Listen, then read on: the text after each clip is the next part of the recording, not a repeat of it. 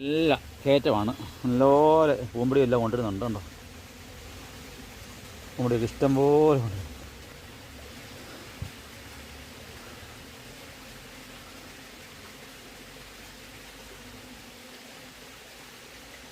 പൂമ്പൊടി കൊണ്ടുവരുന്നുണ്ട്, ധാരാളം പൂമ്പൊടി കൊണ്ടുവരുന്നുണ്ട്.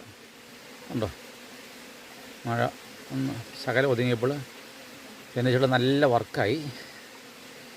ഇനിയിപ്പോൾ ഒരു മാസം കഴിയുമ്പോൾ തേനീച്ച വേണമെങ്കിൽ പിരിക്കാം. നവംബർ മാസത്തിലൊക്കെ ഞാൻ പിരിക്കാറുള്ളൂ. അതിൻ്റെ പ്രകൃതിയുടെ രീതിയിലുള്ള പിരിക്കൽ മാത്രമേ ഞാൻ ചെയ്യാറുള്ളൂ. തേനീച്ചകൾ ധാരാളമായിട്ടുണ്ടായി. അതുപോലെ തന്നെ അതിൻ്റെ അകത്ത് ആണീച്ചകളുടെ സാന്നിധ്യം നന്നായിട്ടുണ്ടായ ശേഷം മാത്രമേ ഞാൻ പിരിക്കാറുള്ളൂ. നമുക്ക് കുറച്ച് തേനീച്ചപ്പെട്ടികളേ ഉള്ളൂ, അതുകൊണ്ട് മാത്രമാണ് ഞാൻ ഇങ്ങനെയൊക്കെ ചെയ്യുന്നത്.